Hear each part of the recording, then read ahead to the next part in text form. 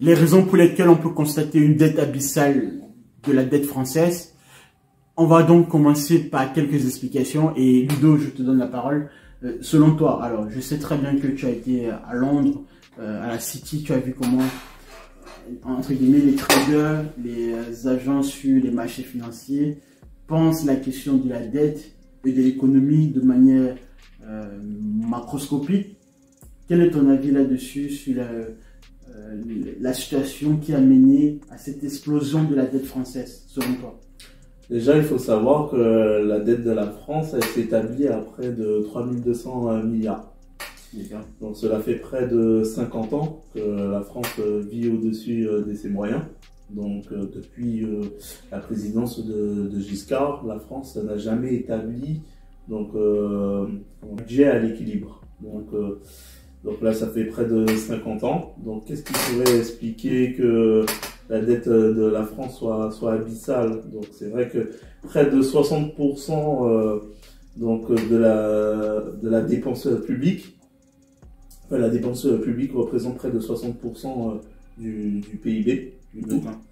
Donc, alors, juste pour que les gens comprennent très bien, quand on parle de dépenses publiques, on parle de tous services publics confondus, hôpitaux, établissements. Tout confondu, dépenses sociales, dépenses pour l'éducation nationale, dépenses pour le budget militaire, donc toutes dépenses confondues. Donc, ils représentent près de 60% du PIB. On parle de 60% du PIB, c'est très énorme en fait en termes de calcul. Je vous laisse le soin de faire le calcul, de prendre le PIB français et de représenter 60% de PIB pour comprendre l'impact de la dette dont il parle. Bon, je te laisse poursuivre. Oui, on est l'un des pays au monde où la dépense sociale est la plus importante. Donc oui, c'est une des raisons qui explique pourquoi on a un déficit abyssal. On pourra reprendre l'historique.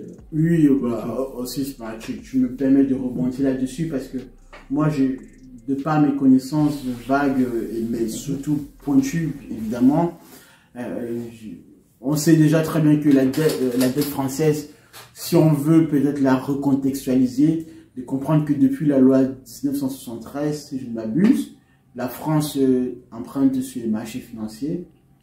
Et séparation des banques des dépôts. Et la création de richesses. Oui, parce qu'avant, en fait, l'État français empruntait en fait via sa banque centrale. Et puis maintenant, la France, depuis 1973, comme tu as pu le souligner, donc est obligée d'emprunter sur les marchés financiers. Donc c'est une loi de...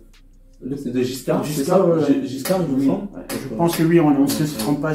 Giscard a confirmé, bien sûr. Vous pouvez vous regarder. Mais quand on peut placer le curseur à partir de cette date-là, il y a aussi un élément qui rentre en compte, c'est que la France, de par son passé historique, on aurait pu se dire que, en termes de gestion, si elle avait pu, contrairement à d'autres empires tels que l'Allemagne, le Portugal, etc., la France, de par son empire, l'Afrique, les Antilles, la France bénéficie quand même malgré tout d'un grand, vaste territoire, deuxième territoire maritime derrière les États-Unis. Derrière les États-Unis, exactement. Derrière les États-Unis, c'est quelque chose de fondamental et de très puissant parce qu'avec ça, la France aurait beaucoup mieux à faire en fait par rapport à la situation dans laquelle elle se retrouve aujourd'hui. Donc oui, voilà, quand on prend par exemple actuellement là, prenons un cas concret, la situation aux Antilles.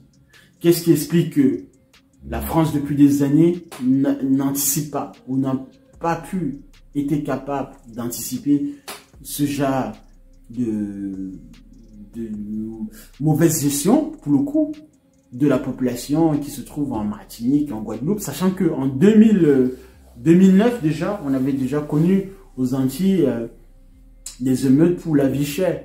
Et là aujourd'hui, 15 ans plus tard à peu près, on se retrouve dans la même situation et d'autant plus pire. Ça, surtout en plus, toi qui viens de ces territoires-là, effectivement, avec un œil beaucoup plus avisé, Qu'est-ce que tu peux en dire là-dessus? Donc de la situation aux Antilles, oui, tout à fait. Moi je pense en fait du coup c'est vraiment les manifestations, les conséquences d'un empire entre guillemets colonial qui est purement en déclin. Donc de plus en plus les gens, les peuples qui composent ces anciens colonies, on peut s'exprimer ainsi. Mais n'ayons pas peur des mots, ce sont des colonies. Donc, y compris l'Afrique également. De plus en plus, il y a un éveil des consciences, donc par le biais des réseaux sociaux, donc d'Internet, les gens s'informent de plus en plus. C'est pas comme à l'époque de nos grands-parents, de nos parents. Donc, il y a vraiment une ouverture sur le monde. On voit qu'est-ce qui se passe. Et c'est vrai que maintenant, les gens en fait sont de plus en plus affligés du traitement que peuvent avoir, comment dirais-je, ces colonies, ces anciennes colonies via par rapport à l'État français. Quoi. Ouais.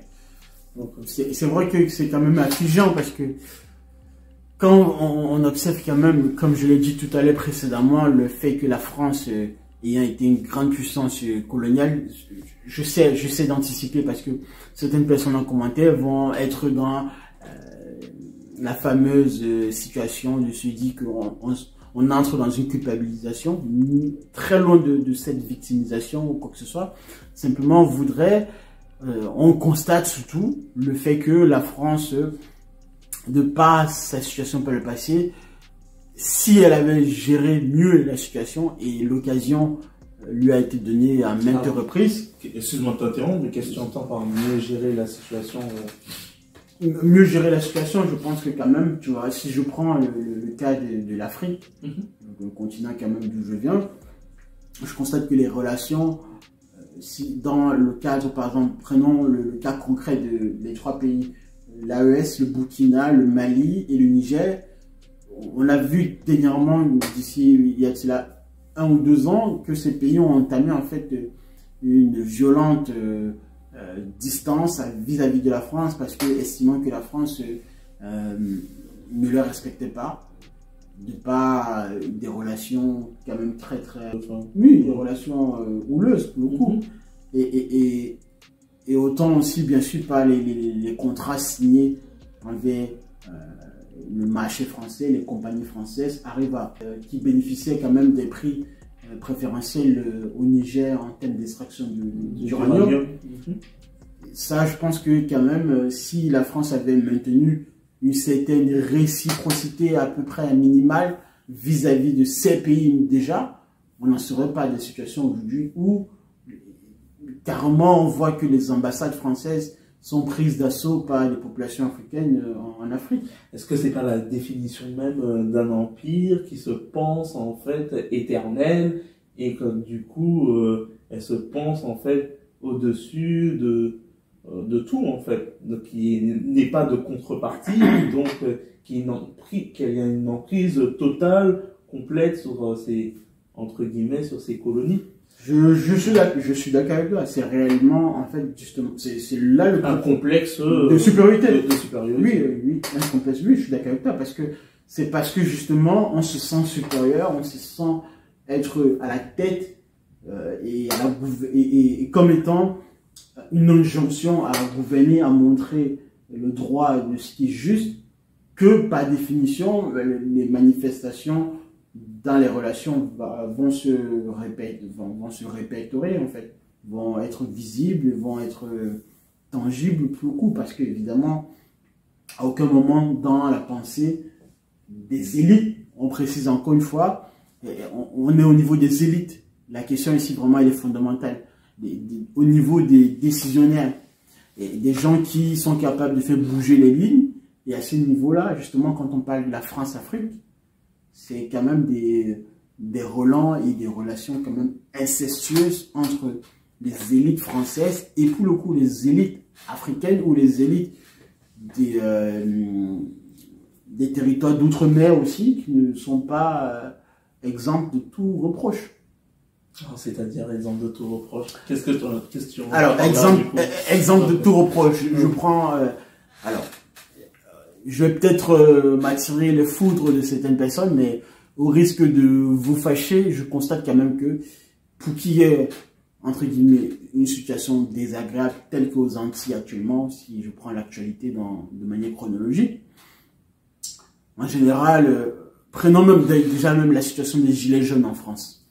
Pourquoi les Gilets jaunes ont été considérés comme un mouvement qui a vraiment, pour le coup, fait bouger les choses par rapport aux syndicats d'avant? C'est parce qu'effectivement, là, il n'y avait pas une tête ciblée que le pouvoir politique pouvait rapidement, entre guillemets, couper ou corrompre pour faire dévier le mouvement. Et là, comme le mouvement était disparate avec des tentacules de part et d'autre, il était donc difficile de contrôler ce mouvement.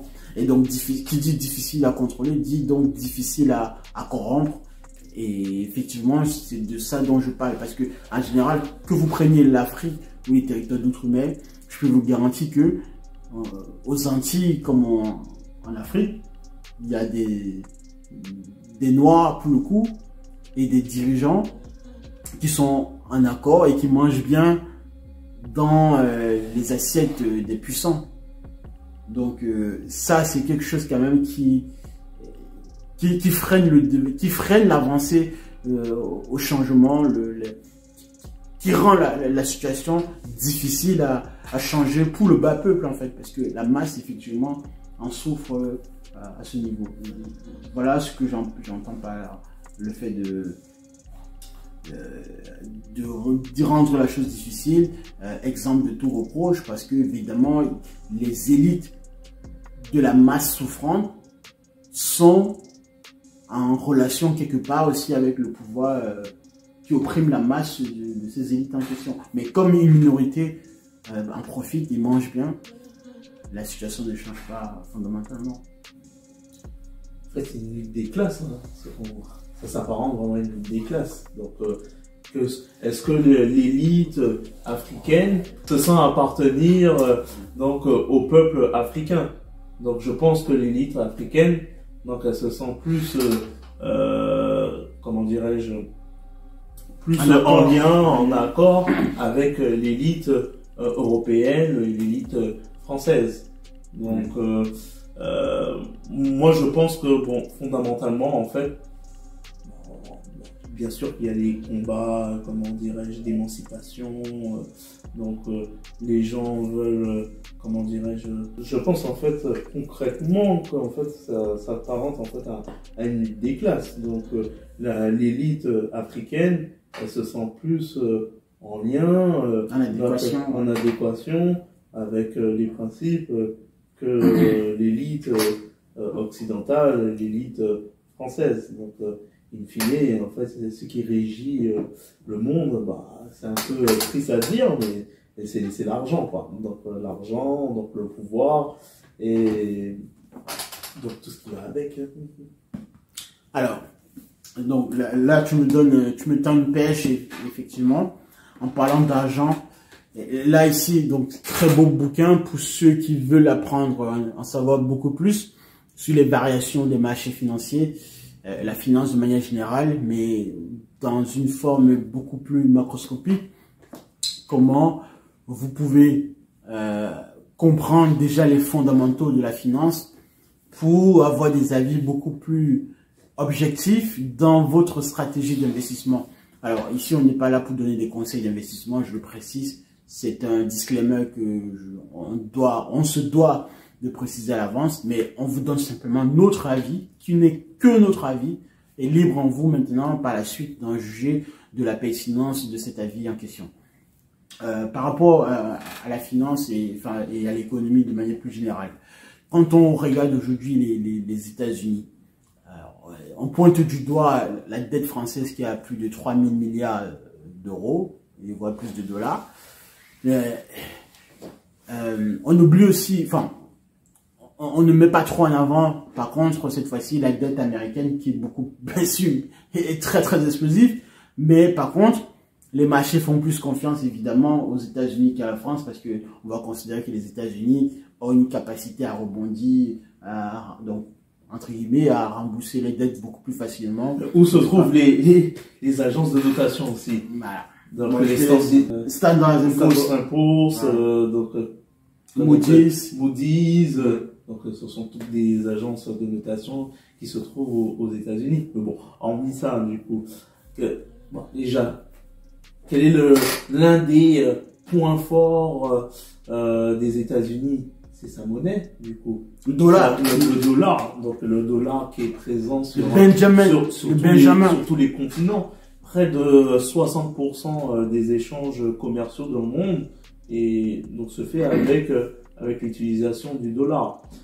Le dollar, qu'est-ce qu'on fait avec le dollar, Gabriel?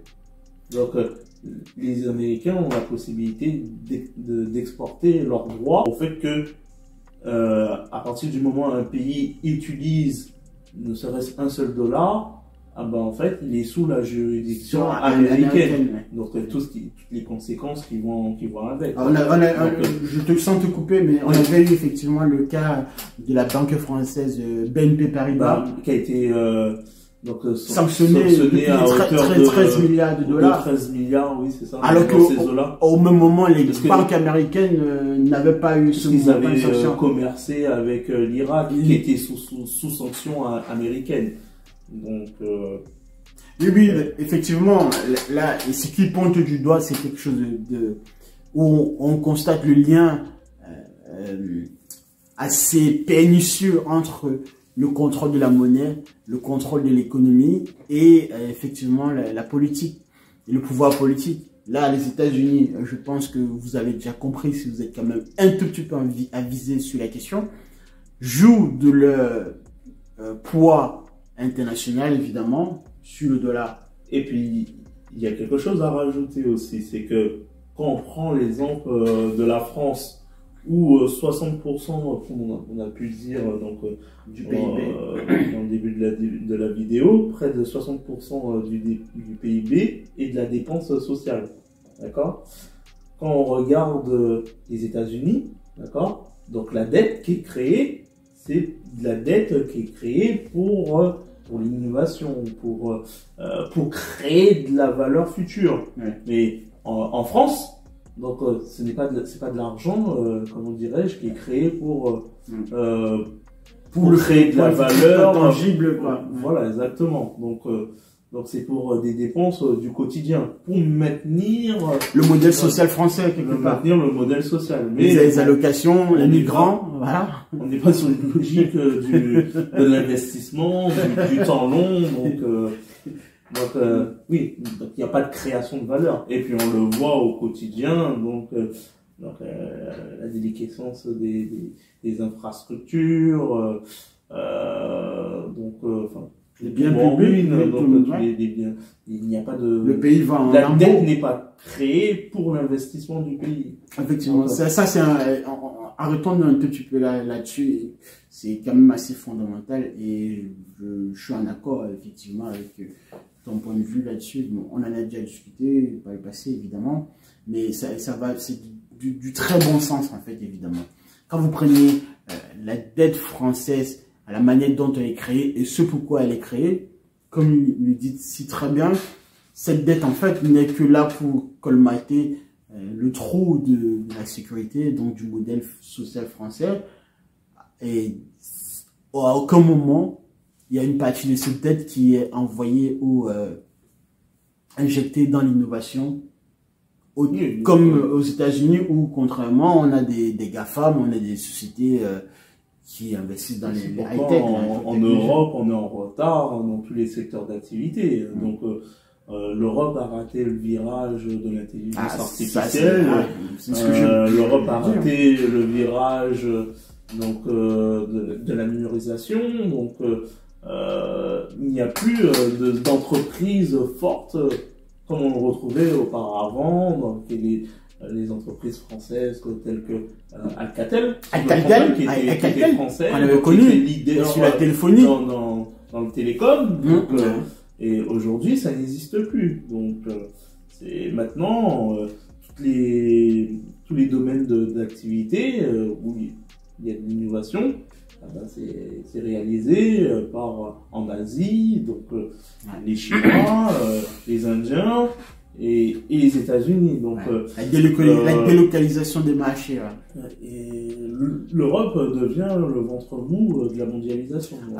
Surtout avec l'élection de Donald Trump, l'Europe va vraiment se bouffer, et particulièrement la France, parce que l'Allemagne, je puis vous garantir que quand même, ils ont un temps d'avance malgré tout, même si eux aussi, bien sûr, vont en subir en partie de quelques conséquences du fait de bien sûr, le conflit russo-ukrainien. Mais l'Allemagne, quand même, par rapport à la France, je pense que quand même un plan beaucoup plus intéressant. Si je peux, ça c'est mon avis, bien sûr. Après toi, qu'est-ce que tu en penses là-dessus? Mais je pense que oui. Je les mettrais quand même dans le même sac quand même, parce que bon, qu'est-ce qui fait la force de l'Allemagne? C'est l'automobile, c'est le secteur de l'automobile. Mais aujourd'hui, le secteur de l'automobile, bon, on le voit. C'est des centaines de milliers d'emplois qui sont supprimés, donc des entreprises qui sont délocalisées aux États-Unis par rapport au fait que maintenant l'Allemagne est obligée en fait de comment dirais-je, l'électricité, l'énergie, d'acquérir de l'énergie, donc à beaucoup aux États-Unis, donc via le gaz de schiste. Donc, le gaz de schiste. Donc, non, moi, je mettrais toute l'Europe dans le même bateau. Hein. Oui, non. Mon affirmation, c'était de dire, bien évidemment, toute l'Europe sera à la même mise des Américains. Mais en termes d'hierarchie, je pense que quand même, l'Allemagne aura, par rapport à la France, aura quand même un plan beaucoup de sortie, si je puis dire ainsi, un peu plus intéressant ou beaucoup plus meilleur. Ça reste mon avis, bien sûr on n'est peut-être pas d'accord. C'est peut-être là notre point de différence, mais bon, c'est mon avis propre là-dessus. Après bon, autre chose aussi effectivement. Mais c'est vrai qu'il faut souligner quand même qu'il y a des pays en Europe qui s'en sortent plus. Donc que la France, par exemple, on prend l'Italie, qui est devenue le 4e exportateur mondial. En quoi? Tout confondu. Tout confondu, oui. 4e exportateur mondial. Ouais. Okay. Donc, et qui crée maintenant des excédents commerciaux. Ah, ok. C'est intéressant ça. À l'Italie, vous imaginez, on parle de l'Italie, les gars. D'autant plus une population vieillissante. Et Giorgia Meloni qui disait que elle allait faire chasser tous les migrants. On voit bien qu'elle est en train de naturaliser tous les migrants italiens. Et donc, vous voyez, la loi du marché, une fois de plus. Non, c'est vrai que, bon, je te l'accorde. Donc, il y a des pays qui s'en sortent plus que d'autres en Europe, quand même. Mais je pense que la France, c'est le début de la fin. Ça sent la catastrophe. Bon, on va fuir. Bon, il est un peu plus souvent, un tout petit peu touchy, on va dire, mais restons positifs quand même. Mais alors, parlons de solutions. Évidemment, c'est bien beau de faire des constats. Vous avez sans doute dû entendre, d'autres spécialistes, d'autres économistes là-dessus sur la question. Je ne vais pas les citer, vous en savez, bien sûr. Mais en général, ces spécialistes-là vous parlent quasiment du même sujet que l'on vient d'évoquer, mais sans jamais vous évoquer des pistes de solutions, de réflexion qui pourraient vous amener à penser à une sortie véritablement saine pour le citoyen de base. Essayons quand même ici, dans ce court bref échange, d'évoquer la question de potentielles solutions. Évidemment, on parle de potentielles solutions. Nous ne sommes pas à un point décisionnaire.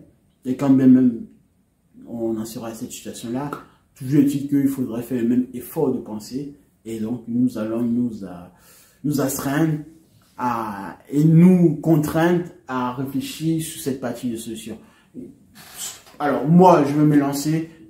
Tu veux commencer ou je commence? Non, vas-y, je te laisse commencer. D'accord. Non, je pense qu'une partie des solutions, ce serait en fait la baisse de la dépense publique. Déjà dans un premier temps. Donc, quand on a 60% donc, du PIB donc, qui est de la dépense publique, donc on peut commencer par là. Donc, il y en a des taux les plus importants dans le monde. Après, il y a les conséquences qui vont avec, du coup. Quand on diminue la dépense sociale, donc par ricochet, c'est les conséquences seraient une sorte d'un reniement d'une paix sociale quand même. Donc quand les gens n'ont plus leur RSA, leurs aides sociales, on fait pas les omelettes sans casser les œufs. Ça devient plus compliqué dans la cohésion sociale. Donc il faut être prêt en fait d'assumer donc les conséquences qui vont avec. Alors, bon, restons oui, pardon, excuse-moi.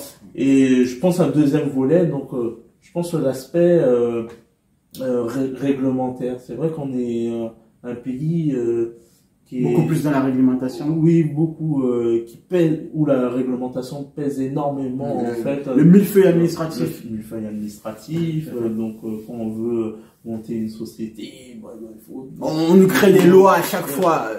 Il faut remplir combien de CERFA, c'est compliqué, ça décourage. On n'a pas généré un seul euro, on doit déjà de l'argent à l'État. À TVA. C'est compliqué. Donc alléger l'aspect réglementaire. Donc pour donner plus de flexibilité, plus de latitude, donc PME, aux petits entreprises, patrons, aux gens qui veulent entreprendre dans ce pays, quoi. Mais bon, il faut accepter aussi les conséquences qui vont avec. Ça veut dire que diminuer le nombre de fonctionnaires qu'on a en France. Donc ça va pas être très facile. François Hollande ne va pas très aimer ce côté-là, bon, en tant qu'archétype, mais effectivement, pour le coup, il pointe et il souligne du doigt deux aspects fondamentaux en tant que solution pour réduire la dette française. Premièrement, la baisse des dépenses publiques. Dans cette baisse des dépenses publiques, tu l'as parfaitement dit, je n'ai rien à rajouter. Simplement, bon, je le dis à ma manière, avec d'autres champs d'explication. Comme par exemple, en tant qu'exemple, quand on voit le nombre, prenez l'Assemblée nationale.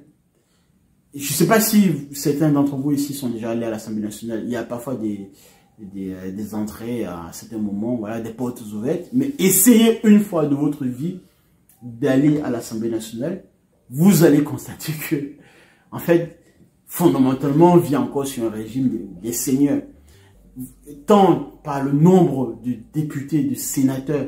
On a autant de députés en France, la France qui compte 70 millions d'habitants, que les États-Unis qui comptent près de 400 millions d'habitants. Donc on a autant de députés. Comment on justifie? Voilà. Il vient de tout dire quasiment. Comment on justifie ce chiffre, en fait, autant de députés qu'aux États-Unis, sachant la population française qui est 70 millions d'habitants, et aux États-Unis, c'est quasiment un continent de plus de 300 millions d'habitants.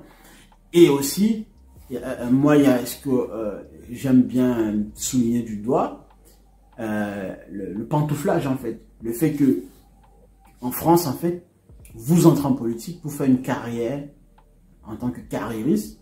Si ça ne va pas, si à un moment donné, vous avez pondu une loi qui n'est plus bonne, vous pouvez vous retrouver au niveau du privé en tant que PDG d'une grande société.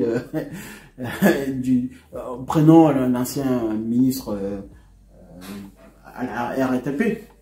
Aussi simple, l'exemple de Macron, qui était inspecteur des finances publiques et qui se retrouvait à la banque Rothschild. Voilà. Donc ça, c'est par exemple, voilà, quand on prend par exemple... Et ce serait pas mal aussi qu'on révoque le mandat des élus. Des élus, ouais, ça aussi. Mais déjà, troisième solution aussi. Nous, on est dans une entreprise, on fait pas le taf. On est viré, on est licencié. Donc on est licencié. Pourquoi ces individus ne sont jamais licenciés, peu importe en fait ce qu'ils font durant leur mandat, ils sont jamais révoqués. Donc ça, ce serait déjà un point de départ. Un point de départ. Déjà donner l'exemple.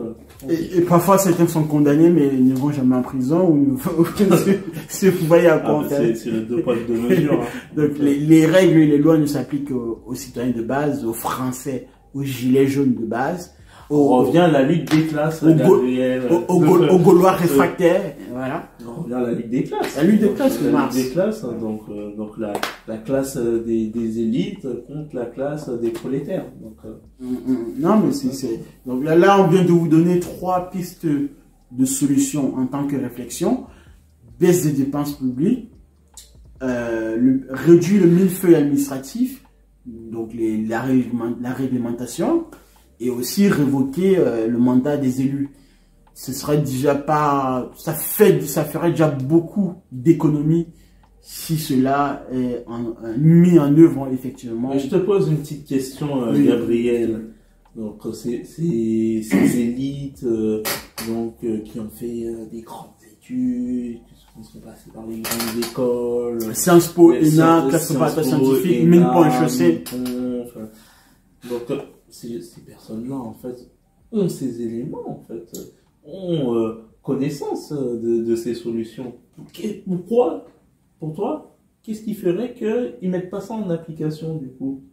Donc je te rejoins là-dessus, sur l'aspect effectivement, bon, même si cela n'explique pas tout, mais une grande partie, comme tu l'as dit, de la lutte des classes, parce que je pense que quand même il y a une forme de l'entre-soi. Donc à partir du moment où vous avez fait à partir du moment où vous sortez des grands corps de l'État, ENA, Sciences Po, etc., même si il y a des comportements déviants, toujours est-il que vous entrez dans un système qui vous a précédé et qui pèsera de tout son poids pour maintenir ses avantages in fine, de manière perpétuelle. Et donc vous entrez là, même si vous avez un bon fond, même si vous avez une envie de vouloir réellement changer les choses pour le bas peuple, toujours est-il que vous entrez dans un système qui est déjà bien coagulé et qui, par la force des choses, vous contraindra et vous dira à peu près, vous influencera et qui vous combattra si jamais vous êtes vraiment convaincu de votre idée d'apporter de l'aide réelle pour le peuple, pour le bas peuple. Et cet entre-soi, effectivement, est tellement si puissant parce qu'il est là de par des années, depuis des générations. Il y a des codes. Il y a des codes, effectivement. Quand on parle en France, par exemple, le modèle... C'est un conditionnement aussi. Donc, tout à fait, c'est un conditionnement. Parce que quand on voit, par exemple, qu'en France, on a souvent beau critiquer la société indienne, des castes, etc. Mais en fait, je pense qu'en France, si on regarde bien, avec la loupe, on peut se rendre compte quand même que, à certains égards, du moins, il y a de l'entre-soi, oui, des castes en fait. Est-ce que la solution, ce ne serait pas de créer une 6e république c'est une potentielle solution. Et donc d'abolir cette 5e république. Après, si tu évoques la 6e république, certains te traiteront de LFI, des gauchistes. Peut-être pas sous le même prisme, du coup. Voilà. C'est bien de le préciser quand même, parce que je le fais exprès, parce que il y a déjà derrière des personnes avec des pensées préconçues. Donc c'est oui, effectivement, pour le coup, oui, de reformer le système de la 5e république pour passer à la 6e république, pour le coup. C'est une potentielle solution. Et dans tous les cas, les solutions qu'on a évoquées sont des solutions pertinentes, d'autant plus que quand on voit que un certain ministre de l'économie qui avait dit qu'il allait faire couler l'économie russe, aujourd'hui il se retrouve en Suisse de manière bien gracieuse et il continue à défendre bec et ongle que ces mesures ont aidé la France dans sa sortie pour une dette abyssale. Alors, qu'est-ce que tu en penses de ça? De Bruno Le Maire, j'en pense pas grand-chose. Il a coulé le pays pendant 7 ans, donc on croule. Donc je crois que depuis 2017, c'est ça, oui. Donc ce premier mandat en tant que ministre de l'économie, donc la dette de la France a augmenté de près de 20%. Donc mais bon, et c'est ce même Bruno Le Maire qu'on lui avait posé une question en interview si c'était quoi du coup est-ce qu'il pouvait résoudre le problème de la dette française? Non, enfin, c'était une opération assez simple, donc des divisions, enfin bref, mais bon. Oui. Bon, il se retrouve ministre de l'économie, donc bon. En fait, on se retrouve face à des communicants, du coup. Ce ne sont plus des experts, des techniciens donc, de leur ministère. Donc, maintenant, ce sont des communicants. Des communicants, tout à fait. Il me tend également aussi une pêche, une idée qui me vient là tout de suite, c'est de préciser que, enfin, de pointer du doigt, auparavant en France, quand vous aviez encore de la rigueur de la formation des élites, quand on prend l'école des ponts et chaussées, les classes préparatoires scientifiques, que nous connaissons très bien, vous avez des ingénieurs qui ont été formés, donc là c'est l'ancien modèle dont je décris, et ces personnes avaient de la rigueur et effectivement du besoin d'un travail bien accompli. Je vous donne un exemple, quand on prenait un ingénieur en pont et chaussée qui devait concevoir un pont, l'exemple a déjà été donné, mais pour le coup c'est remarquable à le préciser. L'ingénieur en question, une fois le pont conçu, devait lui-même en question se mettre en dessous du pont, passer un certain temps, et on faisait défiler un convoi de voitures, de grosses charges. Donc c'était au risque de sa vie. C'était au risque de sa vie. Donc il y avait la notion en fait de responsabilité, donc cette responsabilité qui pouvait aller jusqu'à la perte de sa vie, quoi. Donc on prend des décisions, vous avez la notoriété, vous avez, comment dirais-je, la responsabilité, la notoriété. Non, mais ce que je veux dire par là, c'est que vous aurez la reconnaissance. Ce qui va avec, donc, mais derrière, il faudra assumer la rémunération, les conséquences aussi. Donc, mais derrière, il y a la notion de responsabilité. Donc, si le projet ne fonctionne pas, donc, vous serez jugé. Donc, et ça pouvait aller jusqu'au fait qu'on mette votre vie en cause, en fait. Tout à fait. Donc, mais ça n'existe plus maintenant. Ces mêmes personnes-là, en fait, prennent des décisions pour des millions d'individus et ils ne payent pas, en fait. Il n'y a pas de responsabilité derrière ça. Donc, faites ce que je dis, faites ce que je dis, mais je suis pas obligé de faire ce que je dis. C'est exactement ça. Donc, effectivement, la notion de responsabilité n'existait plus. Et cette notion, effectivement, comme on dit, les élites ne sont que la matrice. Le peuple a les dirigeants qu'il mérite. Donc, les élites ne sont que la matrice de ce que représente le peuple quelque part. Et on retrouve également ce même système en entreprise aujourd'hui, où tu peux avoir des chefs qui vont te donner des responsabilités, qui vont te donner des ordres, ils vont déléguer énormément, alors que derrière ils sont pas capables en fait de... Mais ce sont des maîtres de la communication, c'est ce qu'on retrouve maintenant. Donc les responsables, la communication, les dirigeants, donc maintenant ce sont des gens en fait qui ont la proportion à savoir bien communiquer en fait. Mais dans les faits, donc pour résoudre les tâches au quotidien, les problématiques au quotidien, ce sont pas les premiers. La pensée, en fait, la stratégie n'est pas réellement pensée pour le coup, quoi. Voilà, donc et ça on retrouve à tous les niveaux. Donc on est à l'ère des sophistes, comme au temps de Jésus. Les pharisiens, les philosophes contre les sophistes. Le peuple mais qu'est-ce qu'ils écoutaient? En fait, les pharisiens, les sophistes. C'est vraiment quasi biblique, mais effectivement, c'est parce qu'on aime bien entrer en profondeur. Et là, ce n'est que une première fois pour le coup que l'on fait ce genre de vidéo. Mais dans le fond, fondamentalement, c'est ce qui se passe en réalité.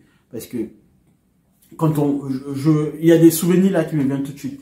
Je me rappelle que quand Macron il est arrivé et qu'il fallait se présenter pour la toute première fois aux élections, bien que certains ayant déjà pointé du doigt son manque d'expérience et tout le reste, dans la rue, quand il fallait faire un sondage et poser une question de manière rapide comme ça, pourquoi vous votez Macron? Certaines personnes se basaient uniquement sur son physique, sur sa beauté. Vous voyez? Concrètement, les gens quand ils votent pour les présidentielles, ils votent pas pour un programme. Ouais, mais on vote par rapport au faciès, le spectacle. Donc, par rapport, du coup, oui, au spectacle, aux impotents comment il va se autres. représenter. Ouais. Donc, mais dans le fond, est-ce que les gens, ils ont vraiment la connaissance du programme du candidat? Très peu de personnes. Très peu. Et c'est regrettable parce que après, ces mêmes personnes-là se plaignent par la suite, une fois l'élection passée, des mesures qui ont été prises par le candidat en question. Est-ce qu'on n'a pas les élites qu'on mérite?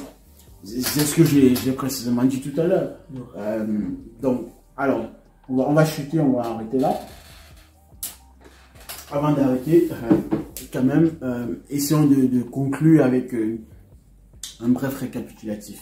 Donc, nous avons parlé le fait du passé colonial de la France, de par ce passé qui aurait pu, si la gestion avait été bien effectuée, continuer à bénéficier d'une situation quand même sociale de par son extension des territoires aux Antilles, ou autre ailleurs, effectivement. Quand même, on ne serait pas avec des situations aujourd'hui où on retrouve en Martinique ou en Guadeloupe où quasiment il n'y a pas d'eau potable. C'est quand même quelque chose d'irresponsable et de désastreux.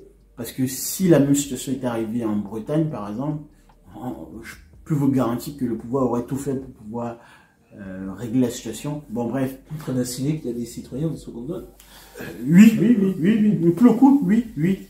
Au risque de choquer certains, je suis désolé, mais enfin, si vous prenez un peu de recul, vous-même, vous pouvez tirer cette conclusion que la même situation sur le territoire, alors on ne dit pas métropole, hexagone, en tout cas, si la même situation se serait passée, le même soir, le même jour, le ministre chargé, si, là, en l'occurrence, en Guadeloupe, de l'eau potable, le ministre en question, des eaux, je ne sais pas quoi, se serait déplacé. Peut-être ils se disent qu'on est une petite île, donc on a de quoi faire en eau.